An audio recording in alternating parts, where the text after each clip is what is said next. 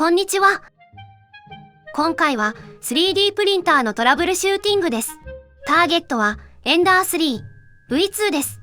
さて、今映像が映っている通り、ノズルの周りにフィラメントがくっついて塊状態になっています。3D プリンターを使っていたらよく遭遇する現象です。今回はこの現象について見ていきましょう。このノズル周りにフィラメントがくっついて塊になる現象ですが、原因はいろいろ考えられます。まずは原因を探る前に塊を剥がしましょう。塊がどんどん肥大化していって他のパーツに固着してしまいます。今回は印刷中に発覚したのでポロッときれいに取れましたが、冷えて固まってしまうとめんどくさいことになります。さて、注目すべきはこのフィラメントがどこから出ているかです。この映像ではよくわからないと思いますが、ちゃんとノズルから出ています。これは 3D プリンタのホットエンド部分です。ノズルではない場所から漏れているようであれば、角丸で囲った場所あたりから漏れます。ホットエンドを分解して表示するとこうなります。丸で囲ったヒートブレイクとヒーターブロックの隙間、ヒーターブロックとノズルの隙間から漏れることが多いです。原因は締め付けの甘さで、ウプ主も何度か経験しています。ヒートブレイクとノズルは加熱した状態で締め付けてください。やけどしないよう注意しましょう。ちなみにヒートシンクとヒートブレイクの部分でも漏れそうな気がしますが、ここでは漏れません。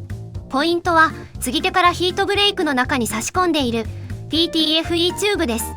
PTFE チューブはきっちりと垂直にカットしてヒートブレイクの先端までしっかり差し込みましょう。チューブが垂直にカットされてなかったり奥まで差し込まれてないと、フィラメントがチューブの側面に回り込んで漏れ出します。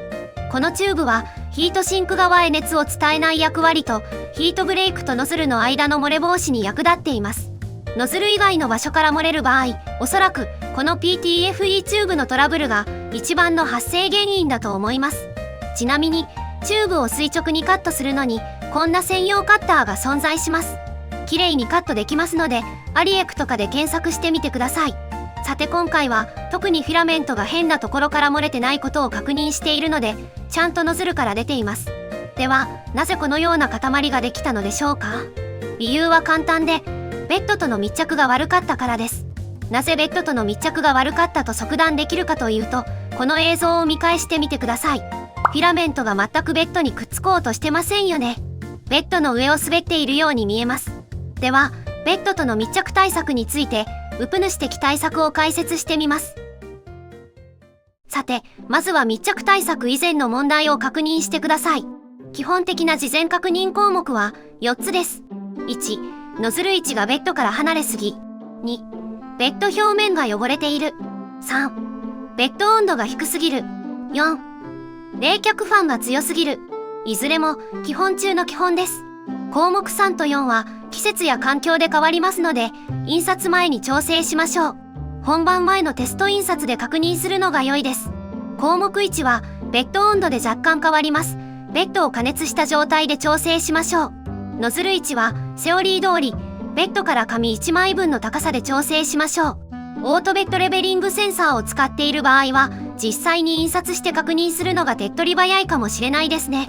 ウプ主は持ってませんが、シックネスゲージというものも売られています。目安は 0.1mm です。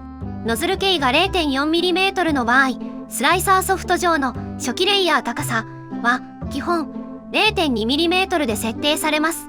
なので、ベッドとノズルの高さを 0.1mm にするといい感じに圧着できます。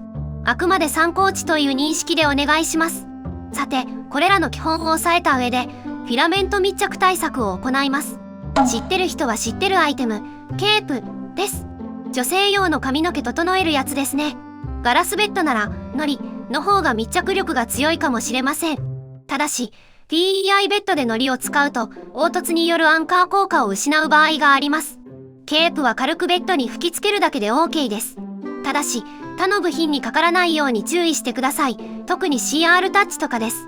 さて、これを吹き付けてちゃんと密着するか実験してみましょう。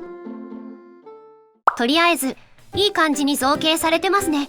フィラメントがノズルから出ずに他の場所から漏れ出ている場合は漏れてる場所で塊になります。フィラメントがちゃんとノズルから出ている場合はベッドとの密着が重要です。フィラメントがちゃんとベッドに密着していないためもじゃもじゃができます。そのもじゃもじゃをノズルが引っかき回してしまうことで塊が生成されます。初期のレイヤーがちゃんと造形されていればひとまずベッドとの密着問題は解決です。 PLA フィラメントなら反りも少ないはずで、あれれ、失敗してますね。はい、今回の塊問題はちゃんと解決しましたね。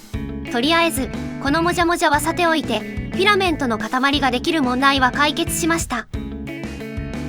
ということでフィラメントの塊問題について理屈は分かりましたでしょうか？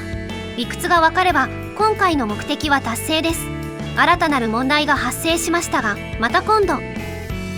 それではご視聴ありがとうございました。